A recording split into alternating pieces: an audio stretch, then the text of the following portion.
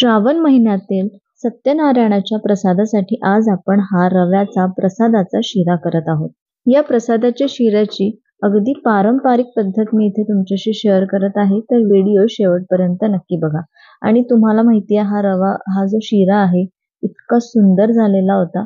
तर चला रेसिपीला सुरुवात करूया। नमस्कार, मी सोनल रेसिपीज मध्ये तुमचं खूप खूप मनापासून स्वागत करते।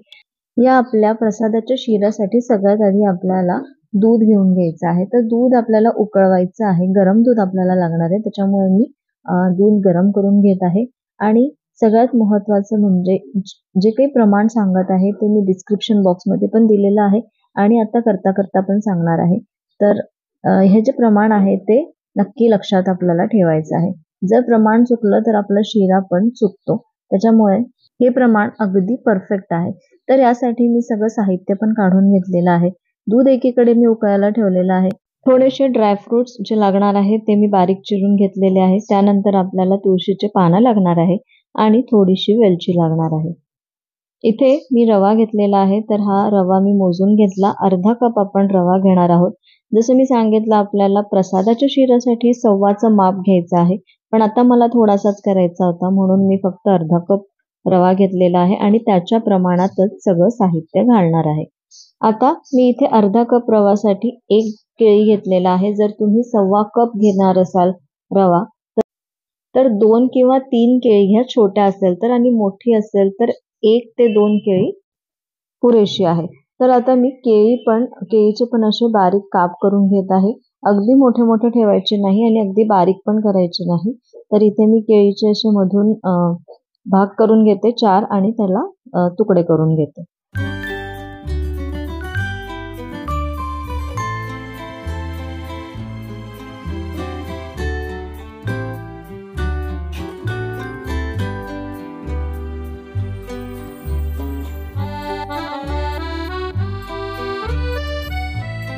आता आपली पूर्व तयारी सगळी झालेली आहे आणि आता आपण प्रसादाच्या शिरा करायला सुरुवात करूया।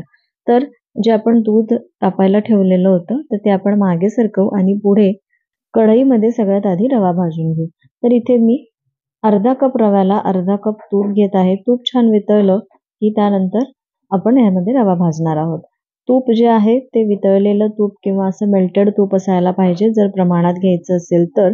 आणि आता इथे मी अर्धा कप रव्याला अर्धा कपपेक्षा थोडंसं कमी घट्ट तूप घेतलेलं आहे। तूप थोडंसं घट्ट होतं त्याच्यामुळे। जर वितळलेलं असेल तर तुम्ही सेम प्रमाणात सारख्या प्रमाणात घ्यायचं आहे। हे बघा, तूप पण आपलं छान वितळलं। आता यामध्ये आपण रवा भाजून घेऊ आणि रवा भाजताना अजिबात घाई करायची नाही। अगदी लो टू मीडियम गॅसवरती 10 मिनिटं चांगला हा रवा भाजून घ्यायचा आहे, किंवा असा अगदी लाईट गोल्डन रंग येतपर्यंत आपण रवा भाजून घेऊ। रवा कधीच पांढरा ठेवायचा नाही। जर तो पांढरा राहिला तर तो जो शिरा आहे तो व्यवस्थित लागत नाही आणि रवा पण व्यवस्थित शिजत नाही आणि तो फुलत सुद्धा नाही। म्हणून कमीत कमी 7 ते 8 मिनिटं लो टू मीडियम गॅसवरती आपल्याला हा रवा भाजून घ्यायचा आहे। आणि रवा भाजत आलेला आहे कसं समजायचं, तर हे बघा, वरती जेव्हा रव्याला छान असं तूप सुटत येतं ना, तेव्हा समजायचं की हा रवा आपला भाजत आलेला आहे। आता या स्टेजला आपल्याला थोडेसे ड्रायफ्रुट्स आणि केळी भाजून घ्यायचे आहे। तर मी इथे रव्यामध्येच हे सगळं भाजून घेत आहे, म्हणजे या रव्याला या सगळ्यांची टेस्ट खूप छान येते। म्हणजे केळी पण त्याच तुपामध्ये भाजली जाते आणि ड्रायफ्रुट्स पण त्याच तुपामध्ये भाजले जातात, त्याच्यामुळे या रव्याला आणि या प्रसादाला अगदी मस्त चव येते। तर इथे मी 1 केळी बारीक चिरलेली ती यामध्ये घातली आणि थोडेसे ड्रायफ्रुट्स घातलेले आहे। प्रमाण मी डिस्क्रिप्शन बॉक्समध्ये पण दिलेलं आहे, तुम्ही तिथे चेक करू शकता। आता हे आपण परत 2 ते 3 मिनिटं अगदी कमी गॅसवर भाजून घेणार आहोत।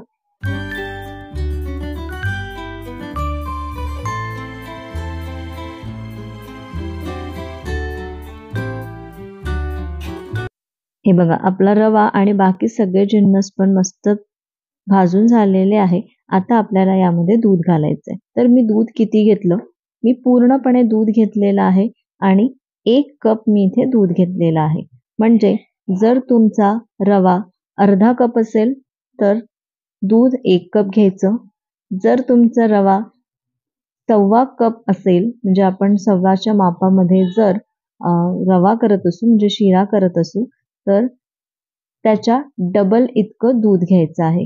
हे प्रमाण लक्षात ठेवायचं आहे आणि अगदी योग्य प्रमाण हे आहे. परत एकदा सांगते, जितका रवा असेल त्याच्या डबल इतकं दूध घ्यायचं आहे.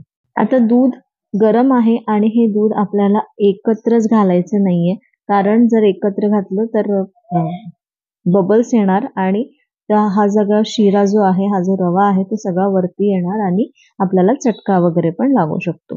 म्हणून थोडं थोडं आपल्याला हे दूध या रव्यामध्ये घालायचं आहे. आता तुम्ही बघू शकता संपूर्ण दूध मी यामध्ये घातलं आणि आता हे आपण छान मिक्स करून घेऊ.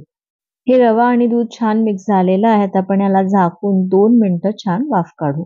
इथे 2 मिनिटं झालेली आहे आणि आता आपण झाकण उघडून बघू. तुम्ही बघू शकता रवा किती छान फुललेला आहे. सगळं दूध त्याने ॲब्सॉर्ब केलं आहे आणि मस्त रवा आपला हा फुललेला आहे.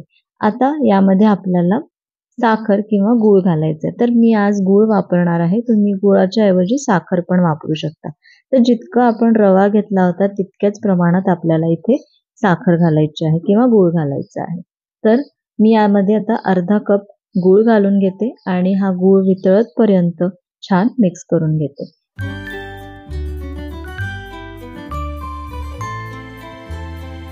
गूळ मिक्स करून झाल्यानंतर मी यावरती झाकण ठेवलं होतं आणि परत 1 ते 2 मिनिटं मस्त वाफ काढून घेतली. आता तुम्ही बघू शकता गूळ पण पूर्णपणे वितळलेला आहे. छान मेल्ट म्हणजे छान मिक्स झालेला आहे या सगळ्या रव्यामध्ये, या शिऱ्यामध्ये. आणि आता हा आपला प्रसादाचा शिरा तयार आहे. तुम्ही बघू शकता किती छान मोकळा असा झालेला आहे. हा शिरा करताना महत्त्वाच्या टिप म्हणजे यामध्ये गरम दूधच घालायचं आहे. जर तुम्ही पाणी वापरत असाल तरी पाणी गरम असायला पाहिजे आणि पूर्णपणे पाणी न वापरता काय करायचं, अर्धं दूध आणि अर्धं पाणी तुम्ही इथे वापरू शकता. त्यानंतर आता इथे आपण छान मस्त आपला हा जो रवा आहे तो छान तर भाजून झालेला आहे. शिरा पण रेडी आहे. आता यामध्ये थोडीशी वेलची घालून घेऊ आणि थोडेसे तुळशीचे पानं घालू. एकदा मिक्स करू आणि आपला हा प्रसादाचा शिरा तयार आहे. श्रावण महिन्यात घरोघरी किंवा बऱ्याच ठिकाणी सत्यनारायण केलं जातं आणि या सत्यनारायणासाठी हा प्रसादाचा शिरा आवर्जून केला जातो. तर आजची ही जी प्रसादाच्या शिऱ्याची रेसिपी तुम्हाला कशी वाटली हे मला कमेंट करून नक्की सांगा आणि या सत्यनारायणच्या पूजेला हा प्रसादाचा शिरा नक्की करून बघा. हा मी एका प्लेटमध्ये काढून घेतला आणि वरून तुळशीच्या पानांनी मस्त गार्निशिंग केलेलं आहे.